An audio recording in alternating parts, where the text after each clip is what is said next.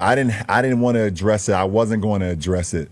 But since the video came out, I feel the need to address it. Yeah, on fire. You would talk about it. Are you kidding me? If there's one person that couldn't wait to the video to drop so you could address it, it's your ass. Like seriously, it's and like another, he completely like missed the whole point. No, he doesn't like me. I don't like him either. My feelings about him are what they are, and is based on personal interactions and what I've seen.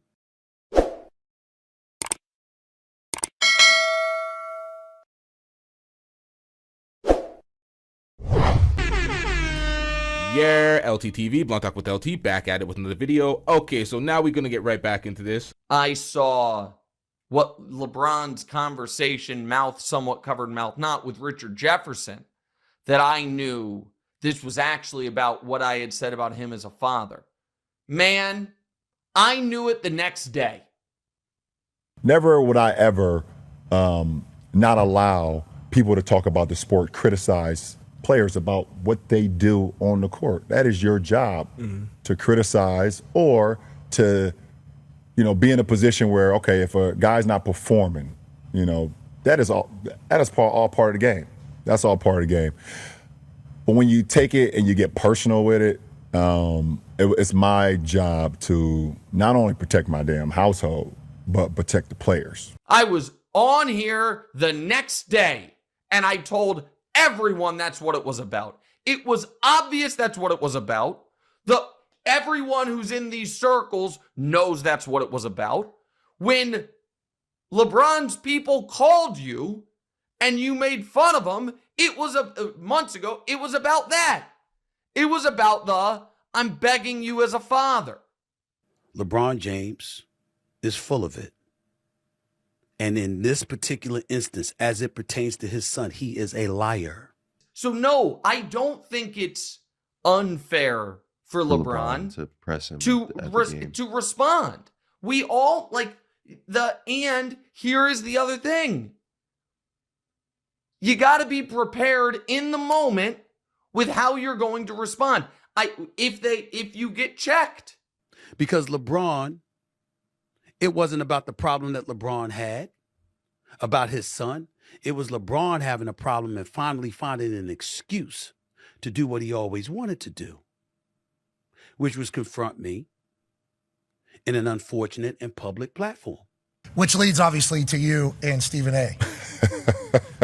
Hey, legit, that feels like a moment that had been brewing for a long time. He's like on a Taylor Swift tour run right now. Oh, yeah. Yeah, we're watching it. Yep. We're also. LeBron is one of those dudes who believes he's up here.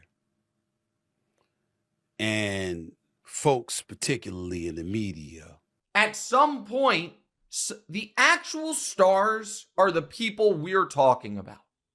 Sometimes we can be good enough or successful enough or prominent enough or whatever where we become kind of supporting actors, but it's their movie. I don't have to like him to do that. And he doesn't have to like me in order for me to do it. I don't get paid to talk to him. I get paid to talk about him. So it's okay to say, I was caught off guard. I was caught off guard. Didn't really know. And then the other part of it, again. So LeBron could say anything he wants, and I wanted to talk about him or whatever. And I'm going to continue to talk to you about you, bro. When you retire, let's see how much I talk to you about you then. You won't matter much. Listen, maybe I'd have handled that differently, but I work for Walt Disney. Come on, man. Yeah, about the fighting, or I was going to. I mean, that's what seemed like was being implied. I thought the same exact thing. Come on, man. I'm not going to go as far as I want to go in saying how weak that stuff is in terms of how he confronted me. I would have waited. I got nothing to say to him now. We in the media have to be willing to occasionally take an L. Everyone does, but particularly us. We in the media have to be willing to at times be like, that was a miss. Because Stephen A. Smith refuses to be accountable for his negativity in the media and some of the hating things that he said and some of the inconsistencies. So we're still going to speak about Stephen A. Smith, and he refuses to stop talking about this LeBron James situation. Every excuse possible. Anybody speaks on it, he has to counter and get the last word. It's like, my nigga. All due respect, shut the hell up. I want to hear that. Nobody's LT, and I'm certainly not implying that. Shout out to everybody in the chat. I see a lot of shit too. Like I seen Brian Windhurst on one of these shows not too long ago. Like Wendy. Yeah, you played with Ross. Wendy, you guys played together in high school. Yeah, right? He was on your high Yeah, school this team. guy was like, says he's like my fucking best friend. These guys are just weird. But he signed with Nike because of Michael Jordan. It's like, no, the fuck I didn't.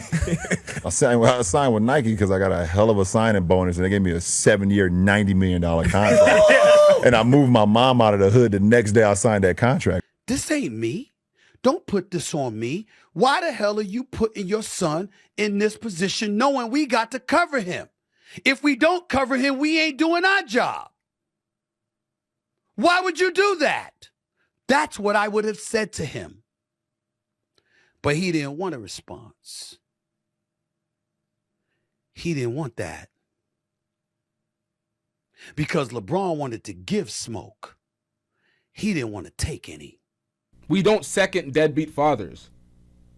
A lot of our communities came from absent fathers. We are trying to be that of a correction. Look at LeBron James and how he's a father, being somebody that grew up without a father. The reason why Stephen A. Smith is getting cooked in my next episode because he violated. He violated. You spoke on his parenting, Stephen A. Smith. Somebody that claims to not speak on anybody's personal life. You only speak on the game, so players should never be offended. You spoke on his parenting, Stephen A. Smith. We're going to get into that in the next episode. Nonetheless, we're not having this. There's too much of this bullshit in the media. Brother don't like smoke. He just likes to give it. Typical bully mentality. It ain't working with me. What am I talking about exactly?